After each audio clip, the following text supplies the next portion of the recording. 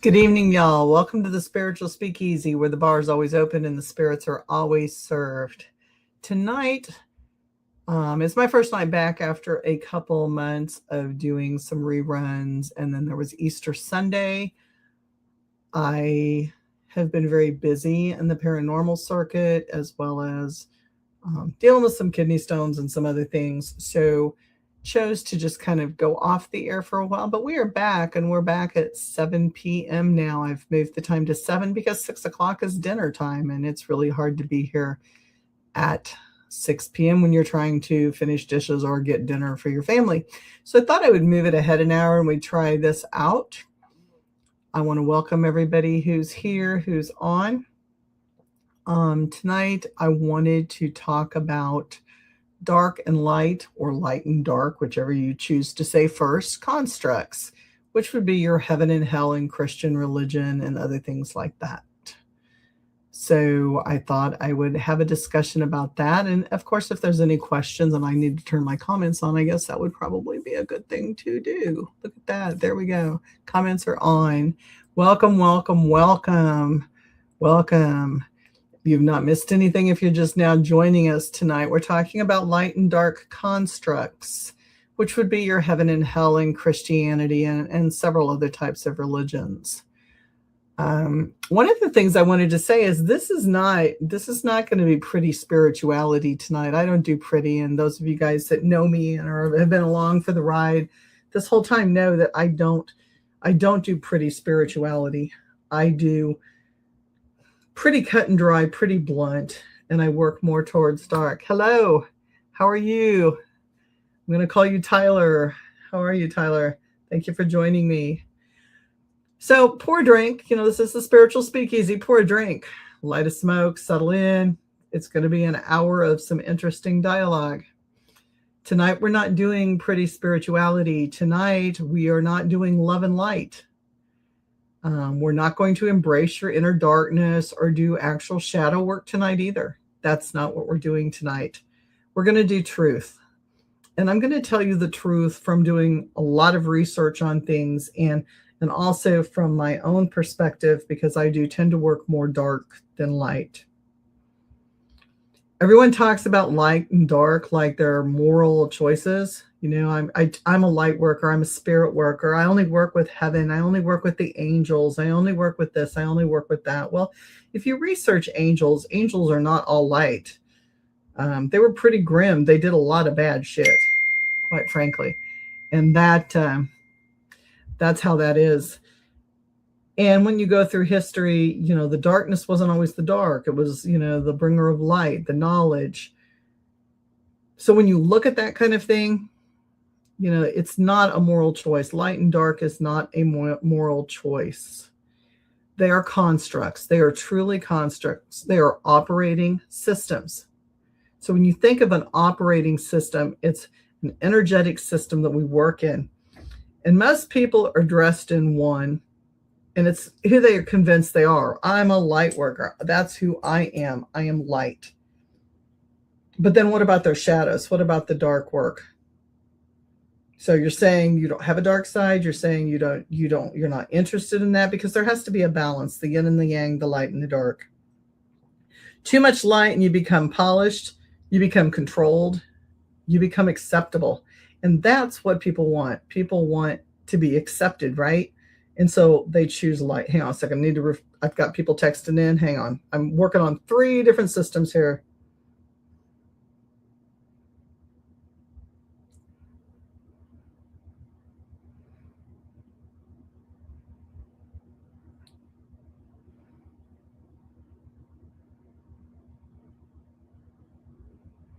Okay. So when we're looking at that, too much light, you're polished, you're controlled. Like I said, it's acceptable, right? Too much dark, you become raw, you become impulsive, you become untouchable. We have the jokes, right? The dark side always has cookies. They've got better cookies than the light. Well, they kind of do, but that's beside the point. Both, what happens if you're working both sides? Well, you're balanced, right? Both will strip you down until there's nothing left of you to make the decisions.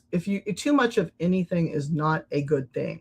And challenge me if you think I'm wrong. Send me in a Send me in a comment or, a text and let me know what you think about that. But to me, too much of anything goes way too far. So let's take the mask off and actually talk about this, okay? That's what I want to do. The light concept or the light construct, heaven, if you will, the angels, the pure, the pearlescence, right? I'm working the light. I only work with guardian angels and those being in God, right? And those beings who are divine, that have that upper level divinity, the upper level vibration, if you will.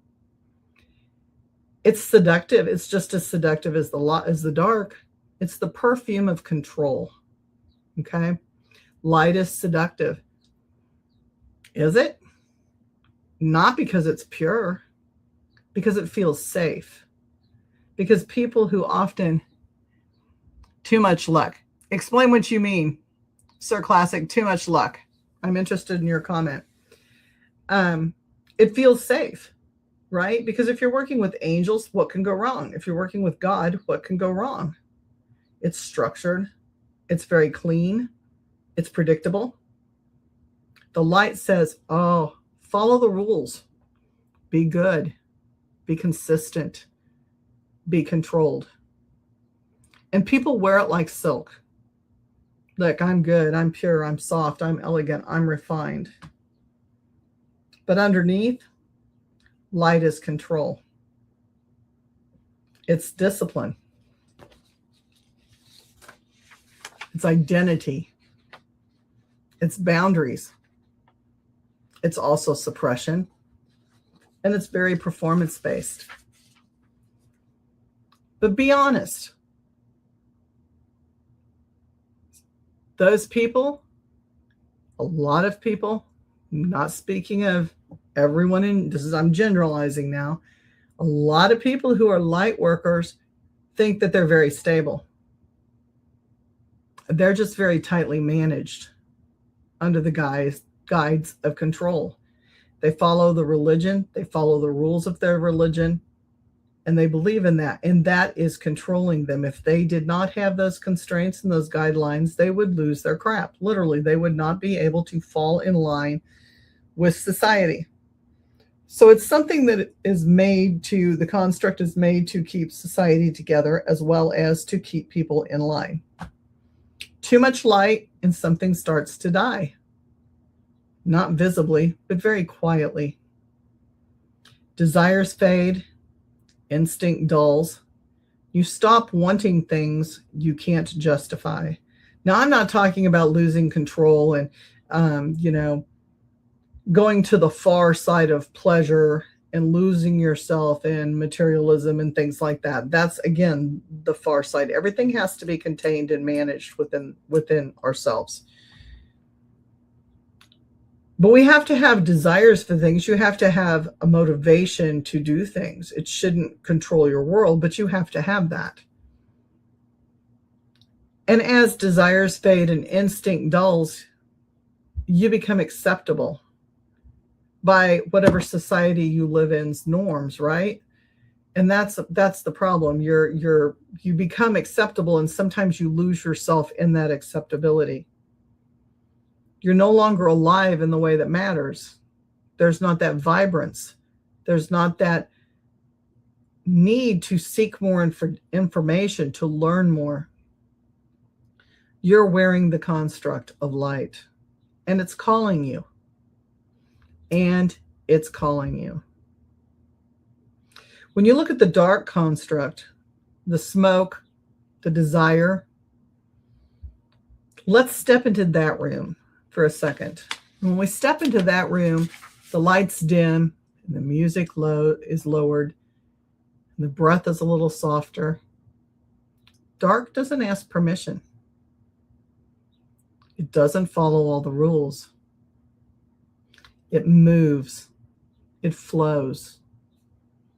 Dark says, I want, I take, I feel, I go. It's not evil. It's not evil at all. It's primal. It's a hunger. It can be a sexuality. It can be aggression in some ways. And we teach temperance, right?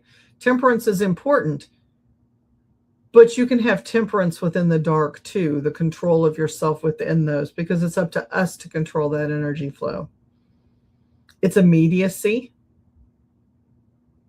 and it's a raw presence.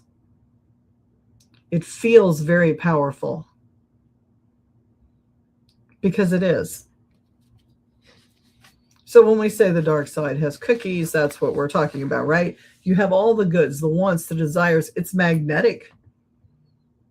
It pulls. It burns. It makes you feel like you've stepped out of a cage or a box.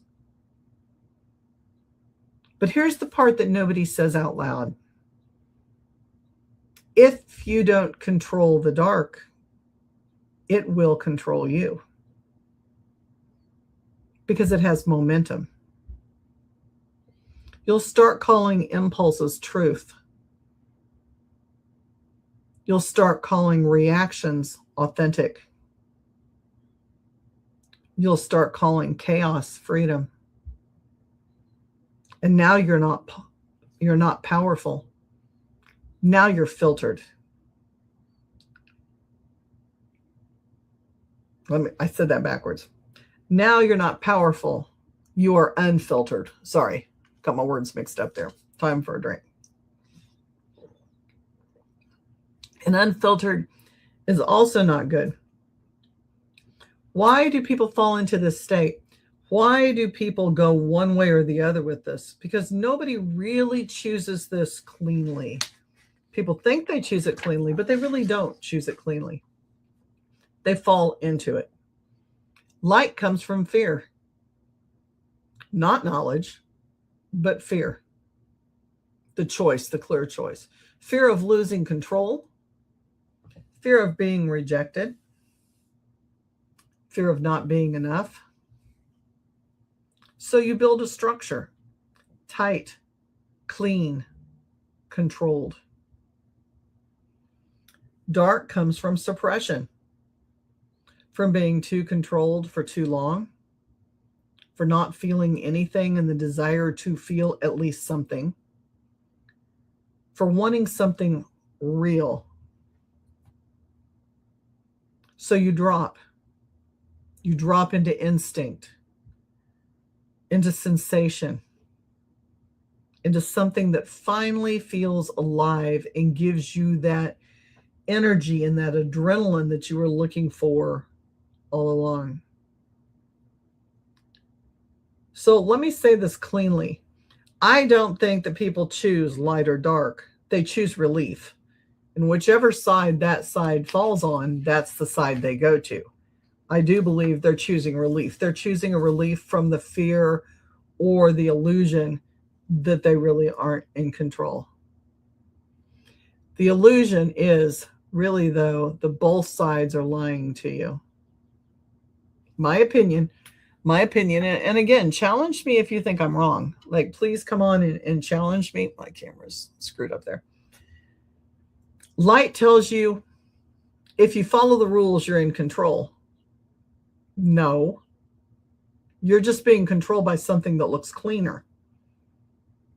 Dark tells you if you follow your instincts, you're free. No, you're just reacting faster. Both feel super powerful, right? We get power off of both of them, and neither is. People aren't running their own lives. They're just obedient. They're obedient to structure. They're obedient to impulse. So pick your poison. Which do you choose? Do you choose to be obedient? Because if you're choosing a light or dark, you're choosing obedience. If you're choosing structure or impulse, you're picking a poison either way. So the consequences, what it's going to cost you. What is this going to cost you? Let's strip it down. Too much light. If you have too much light, you might become really quiet, predictable. Empty in places you won't talk about with other people. You look good. You function well. But nothing in you is dangerous anymore. Nothing. And you say, well, what is danger? Okay, what is this danger? There is no fire. There is no drive. You're not taking any chances.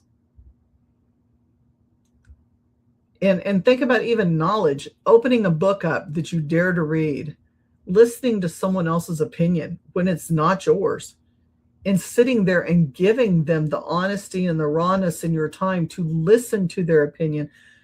And what the hell? What if you're wrong and they're right? That's a huge chance, right? That's a great chance that you're taking. That's dangerous. Knowledge can be dangerous. But you have to have that fire to do that.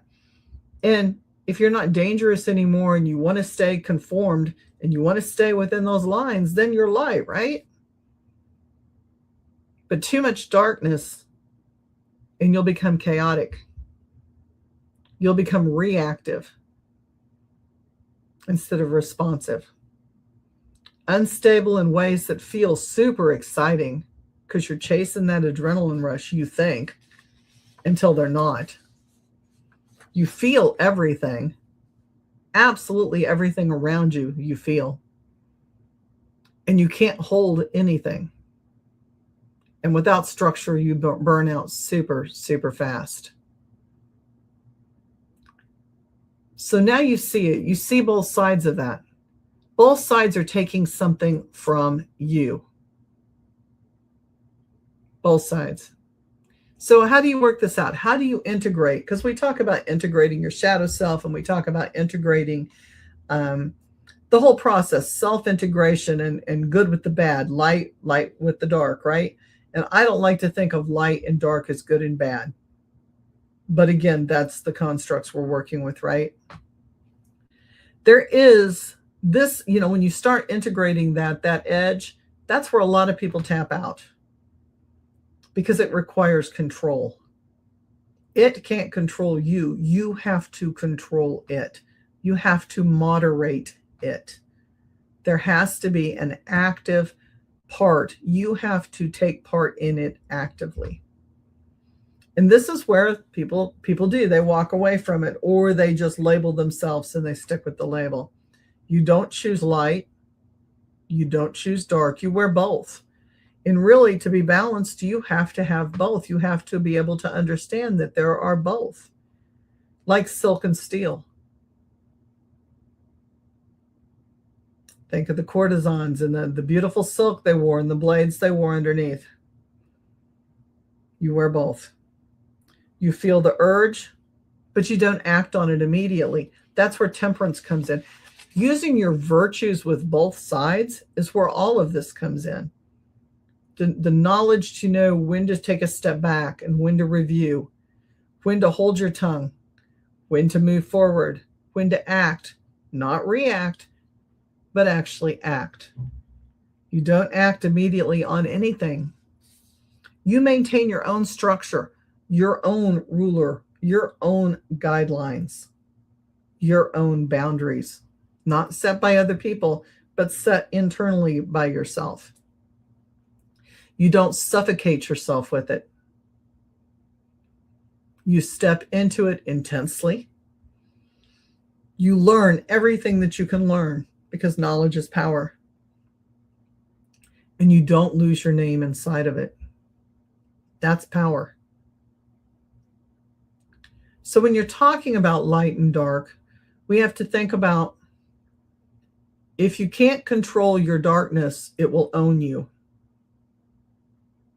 If you can't access it, you will never truly be alive. It's not about good and evil. It never has been about good and evil. It is about command and having the knowledge and the ability to command your own actions and to be responsible for your own thoughts, your own actions and reactions, and where you're working within the lines. And most people don't have that kind of control. So when people come to me and they say, hey, I want to work with the dark, well, that's great, but you can't even manage your trauma. You can't even manage your own issues. You can't put boundaries on other people. If you can't do those things, you shouldn't be working with the dark. But should you be working with the light as well? Or are you a person that needs to be managed and controlled? Remember, both of them, the constructs that we have been taught are lies. So when you look at it from that standpoint, you have to look at the constraints and the rules and why you're following what you're following. And the biggest thing I can tell people is, you have to know yourself, and you have to know why it is that you do the things you do.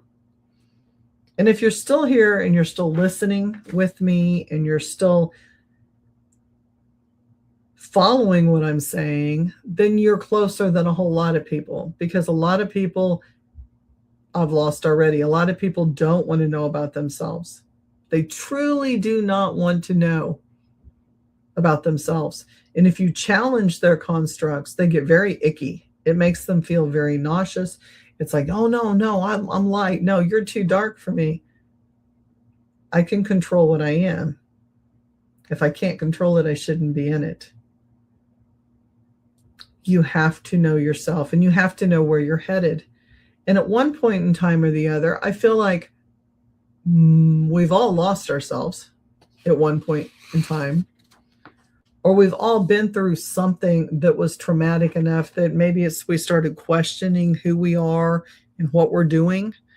And I think when we start questioning who we are and what we're doing, that's not a bad thing. That's when we start being enlightened. To me, that's when the learning period really starts, the grace within ourselves. And once you start to know yourself, then you can start to know other people. Sometimes we do things because we think, oh, it's going to give us power, it's going to give us image, or it's great, it's going to give us, we're buying into that whole essence of attention and gratification immediate. And then that's letting the dark use us, as opposed to working with the shadows and understanding and knowing what is out there. So when you know where you've been and why you've been where you've been and why you're doing the things that you're doing, and you start recognizing those patterns, because the patterns are the first things that we should know. Why is it that you go to this? Why is it that you refer to that? Why is it that you're walking through the path that you're walking? Is it because it's safe? Is it because it makes you feel safe? Because is it really safe? Anything in excess is not safe. So if you're the light and you're walking through that, that is unsafe. If you have no idea why you're doing it, you need to understand. And that's within any religion, any spirituality. You have to know why it is you're doing what you're doing. And why are you drawn to that? Ask yourself, why are you drawn to that? Why is it that I behave a certain way? Introspection is huge.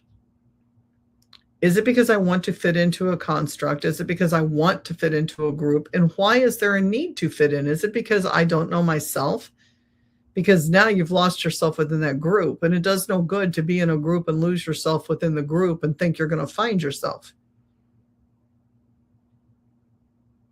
Look into the value systems, look into your virtue systems, your temperance, your love, your gratitude. Look into those things and see where you fall. Because again, there's the light and the dark. And most people aren't in the light for the reasons they should be in. And most people aren't in the dark for the reasons that they are or should be. And the level of control that they're having on each side is very minimum. And it in turn is controlling them. Or the constraints of the light and dark are controlling them. Which again is fear related, and it makes people feel safe. But it's an illusion of feeling safe. It is not really feeling safe. You just think you're safe. It's smoke and mirrors. And I welcome any comments that anybody wants to give. Please type them in. I won't read your name out loud if you don't want me to, but I'm interested in what other people think about that. Because So many times I have people, I've had readers and I have metaphysical workers that'll say to me, oh, I only work with the light. I only work with the angels. There were quite a few angels that went dark because of knowledge and because of constraints. And so I'm just curious to know what people think about that. Let me know if you're on. If you're light, type in a 1. If you're dark, type in a 2. And then I'm going to ask why you feel that way. I'm just curious. Giving everybody a little bit of time. Just a 1 or a 2.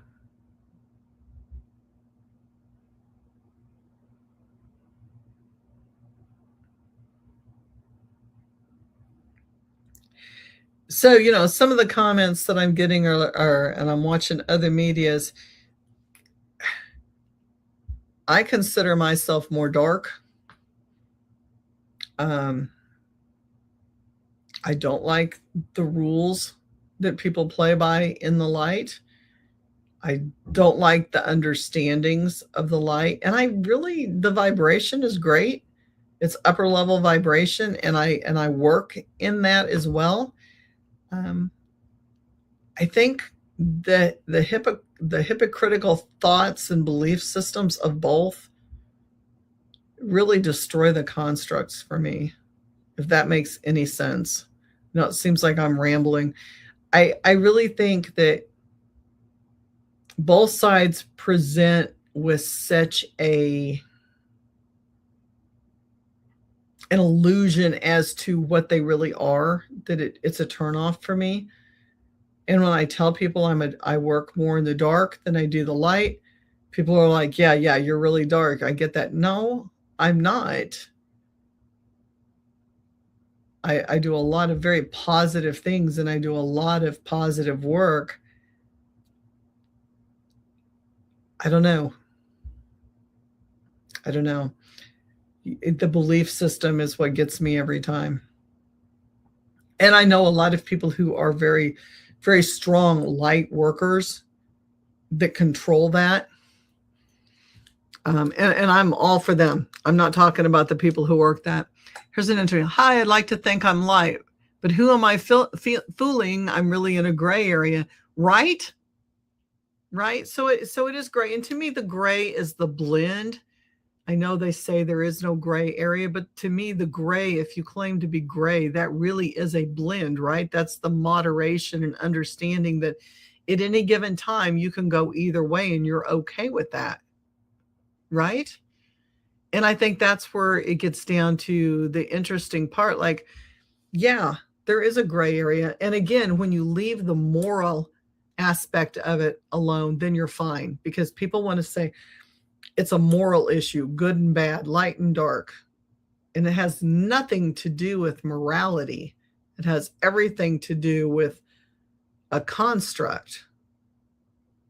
And so the gray area would be that area where you're able to go back and forth between the two and understand, the difference. Because, as I talked about before, I'm trying to find it in my notes real quick. Both sides, the way we're taught, are lies. They're constructs put in maybe by a church system or by a school system or by parents or legal system.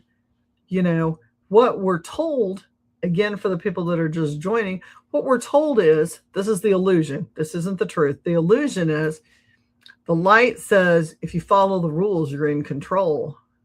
No, you're just controlled by somebody or something that looks cleaner. That's all. The dark says, if you follow your instincts, you're free. No, you're just reacting faster. I don't like to react. I've spent more than half my life reacting until recently. And temperament and temperance is really a big thing with me right now. I don't want to be in a position where I react. I want to be in a position where I can thoughtfully respond, because there's more than one solution and more than one answer and more than one thought process out there. So both feel powerful. The people who are on the light, they feel very powerful in that. And the people who are on the dark side, I'm very powerful in my dark side, but you're not the ones running your life. It's everybody around you that's put those constraints on you that is running your life. Until you know yourself and you've thought through yourself and you have that knowledge of who and what you are and why you react the way you do and why you do what it is that you do, everybody's in control but you. Or they think they're in control and they're not even in control. So who really is in control? That's a good question. Who really is in control? Otherwise, we're just obedient, structured people. Or we're running amok and we are very impulsive. And both of them, again, are poisons. Both of those constraints are poison. Too much of anything is a bad thing. You know, too much light and you're quiet, predictable, and you can be empty. You look good. You might look good sitting in your church pew.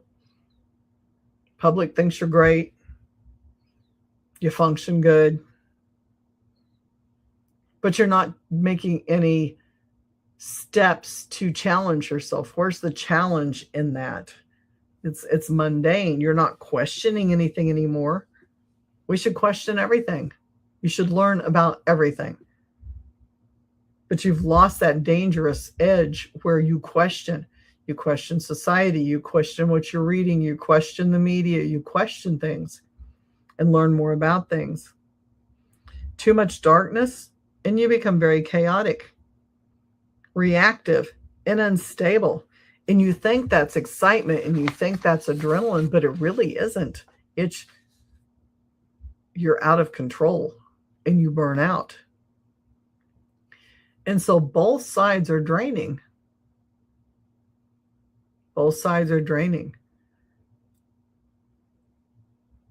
I think, being gray, wearing both, and having an understanding of where you are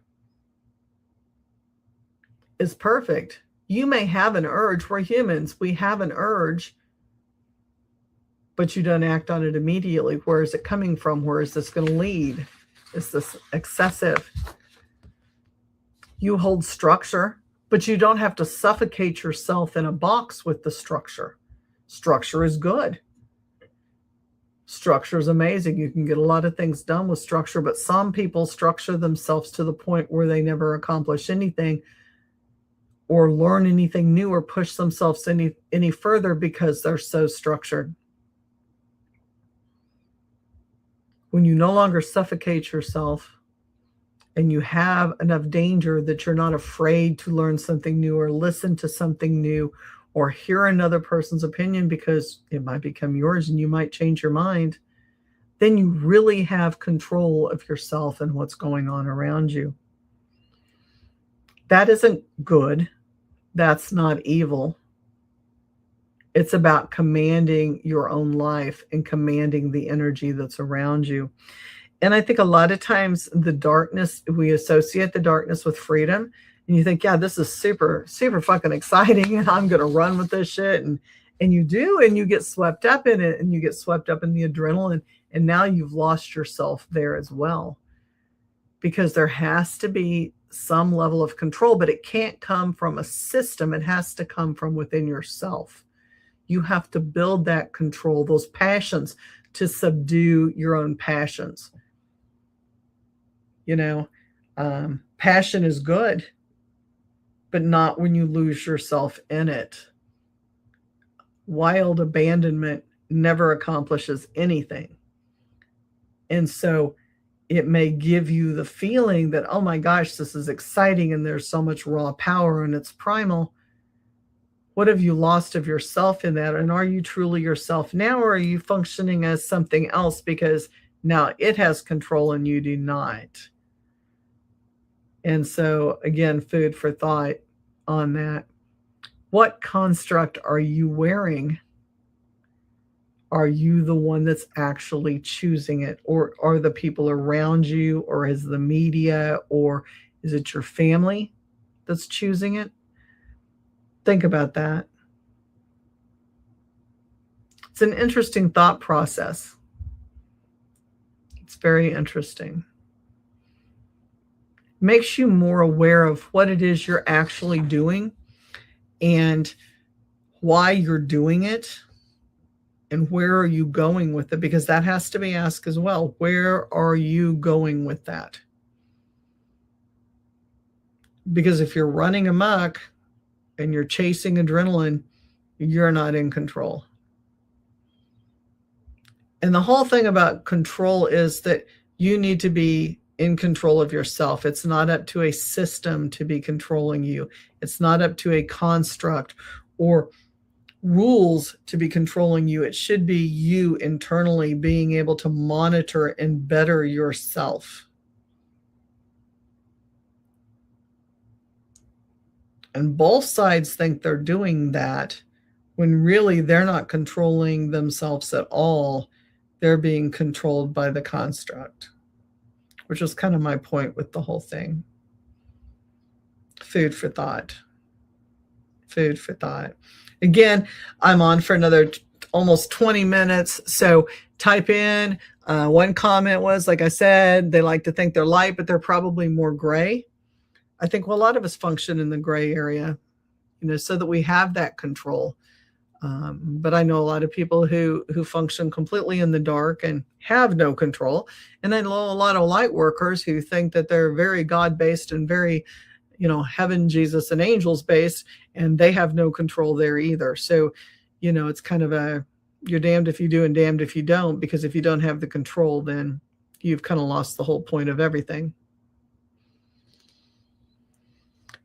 So with that being said, I want to jump to a couple other things tonight. We have some amazing things coming up. Of course, this is the Spiritual Speakeasy, where the bar is always open and the spirits are always served. I'm part of Supernatural Inc. LLC, their YouTube and their network. And I want to give a shout out to them. I also want to give a shout out to Paranormal Task Force X. This Saturday, the 18th, we have an investigation in Potosi. It is selling out. The weather may be a little crappy, but it's going to be super, super, super cool. And you probably want to get some tickets for that, because it is a really, really neat area that we're going to be investigating in. And Paranormal Task Force does provide equipment. If you do not have any, it is free of charge. It's a lot of fun. You can check out the equipment for no cost, and you can investigate. So you don't have to have equipment. It can be a first-time investigator. You, not it. You can be a first-time investigator, and it's a lot of fun. And you just should come check us out. It's a lot of fun.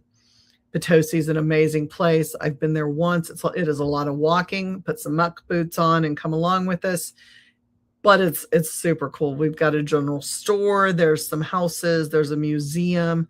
There's a cemetery that is absolutely wild. So it's really fun. And it's a good time for all of us. So, just grab an umbrella or put on a rain poncho and grab your gear and come out and see us. And sorry, I'm vacillating because I can't really see the screen without my glasses, and then really can't see the screen with my glasses. I'm kind of in that in between.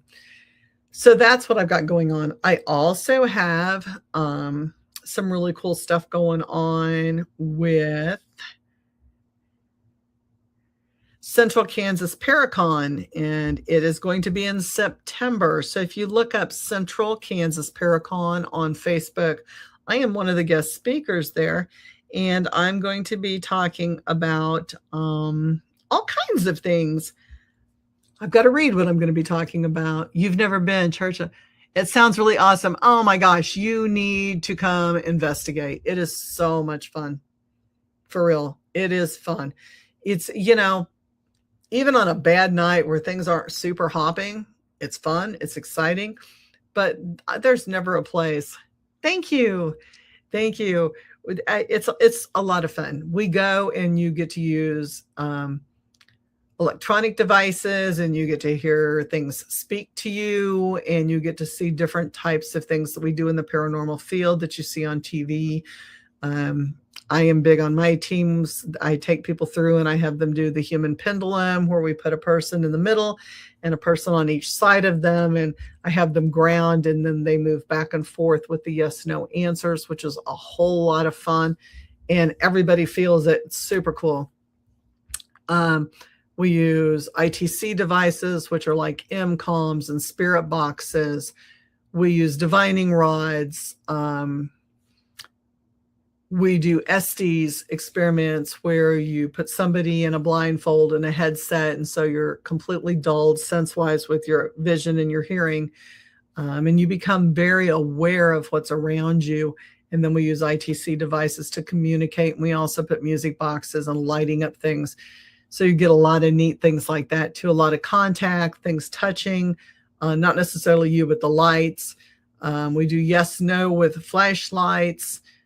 We have cat balls, the little balls that cats bat around that light up. They can be triggered. We have Boo Bears, which are like light up teddy bears and animals that things can play with and touch.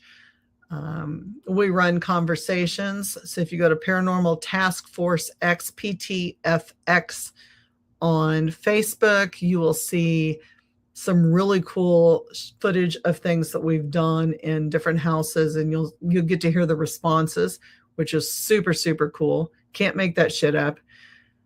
We use reverse play boxes. So the old adage, like where you take a record and you spin it backwards and there's a message. KD has a reverse play box. So it actually takes in what's being said electronically in the spirit world and it reports it backwards. And you end up with full sentences in communication. I was using his box once in a client's home when I was cleaning the client and was commanding something to leave. And I commanded in the name of Jesus Christ that it leave the room or leave her house. And it came out, Jesus Christ is a fucking liar. And it was clear as day, and it came out, that was backwards. So you're not getting radio frequencies and you're not making that shit up when something like that comes out. So it's really spectacular. So I think tickets are $50 for that, which is super fucking cheap. And it's an all evening event. It starts at I don't know what time it starts at. I'm terrible with those things. 6 or 7 in the evening and goes till 3 in the morning. So it's a late night. Hot damn. Yeah, you should come out. It's a lot of fun. Potosi isn't that far away, and it's going to be really cool. So that's going on. Central Kansas Paracon. I was going to get back to that. I am talking about, hang on. It says, because I never know. I have several things I'm speaking at. I'm an intuitive and experienced paranormal investigator who connects with the unseen and explores the unknown with a raw, authentic approach. I guess that's what I'm talking about. Yay, look at that. But that's my, there's my picture, and there's my ad for Central Missouri or Central Kansas Paracon in September. So you want to get your tickets to that. There's going to be hella good speakers there. Hella good speakers. It is going to be exciting. That's going to be super cool. Also, probably I've got a, let me see what else I got coming on. Let me get on my calendar that just disappeared. Where'd my calendar go? So that I can let people know where we're going to be. So we've got Potosi. That's coming up. That's going to be super cool. Chris and I are going to be doing the Unholy Trinity tour in May. We're not leading the tour. We actually just bought tickets for that tour. But if you want to come out and see us and work with us, you're welcome to join our team for that.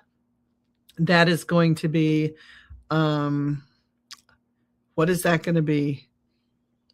Malvern Manor, McIntyre Villa, and Sleeper Mortuary. So we're going to be doing those 3 things 3 nights in a row, which means, you're investigating to 3 or 4 in the morning every night, and you're getting up and doing it again the next night. That's going to be super cool. We have Pythian Castle. So if you're local, Jeff City, Holt Summit, around Central Missouri, Springfield is Pythian Castle. That is on the 30th of May. That is going to be a lot of fun. Hey, Brandon, how are you? Hey, shout out to Brandon. That's going to be super cool. It's a super fun place. I had the best time at Pythian Castle the last time. I was between the first and second floor behind the stage. And oh my God, shout out to the spirits that connected. We had a great time. Our ticket holders were extremely happy because they got to see a whole lot of stuff that they wouldn't have gotten to see, because some of the spirits that I work with showed up, and then I had a couple demons pop in and say hi, and there was like a lot of activity, and they're like, we're going to talk again. We're going to talk. I'm going to say it again. Hot damn. Those sound like amazing times. Yes, you should come out and see us. Come out and see us. See, I don't have anything in June. Maybe I do and I don't know it. It's always a possibility too. Like sometimes I forget to put things on my calendar. Central Kansas Paracon is the 25th, 26th and 27th maybe of September, for sure the 26th. I have Rock Island Paracon on the 3rd. That's in Rock Island, Illinois. We will be setting up and have a booth there. That's going to be super exciting. I have Pythian Castle again on November 7th, just for your calendar's sake. And that's where I'm at. And I'm sure I have some other events because I just haven't put them on my calendar because I've been kind of lazy. And kidney stones have kicked my ass this month. I've been dealing with those. So yeah. What else is new with Chris and me? Let me think. Chris is my husband. He's part of Raven's Eye Paranormal. It's us two together, but we also are official members of PTFX, Paranormal Task Force X, Katie Stafford and Katie Stafford's team. It's an amazing team. He is the mad scientist of paranormal equipment, makes the equipment for the stars you see on the paranormal shows. And so giving a shout out to him and his wife and the team tonight. I love my team dearly. Great group of people. We have a blast. I should have brought it. Next podcast, I will get my stuff out. I got some stuff that is Vatican pieces. I have 2 nun rosaries now. I have a rosary from a priest used in exorcism, and I have an urn of ashes as well as some bone and ash rings. That's my latest find. So I've added those to my collection, and I just bought a Ninja 500. I bought myself a crotch rocket. So that's new. Just bought it and brought it home, and I've gotten to ride it once because we keep having rain and wind.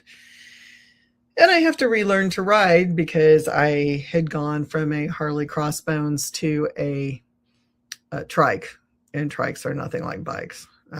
I'm sorry for anybody who rides a trike, but it's not like riding, especially when it's, like mine. It's a Can-Am, and that's not like riding a motorcycle. So now I'm relearning to ride a motorcycle. That's what's new in my world. What's new in yours? What's up with you, Brandon? Tell me what's going on. Everybody having a good evening? Everybody having a good evening? I hope you are. We've got wind coming. We got some storms coming. Don't plant your flowers until after Mother's Day. This is Missouri. You're going to regret it because we still got some cold shit coming. You don't want cold shit. I'm trying to think of what else to fill time with. Somebody give me a topic. Somebody give me a shout out. Give me a shout out.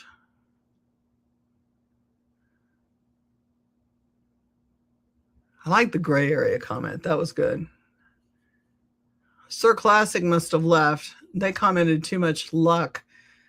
Next week's guest, I want to give a shout out to Nick. Whoa, shoot. Ha ha ha. Sorry. That was not copyrighted music, and that was an accident. Draven Damascus is going to be on my podcast. we're trying to set this up. Draven is, let me go to his profile. Is super cool. Draven is a Hecate worker and necromancer.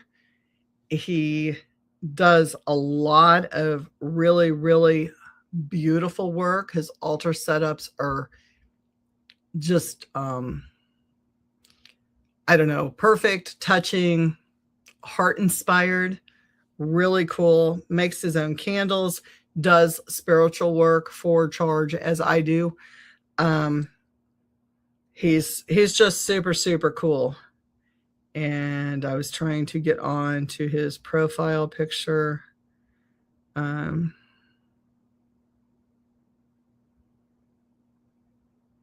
Trying to, I'm not good at this stuff.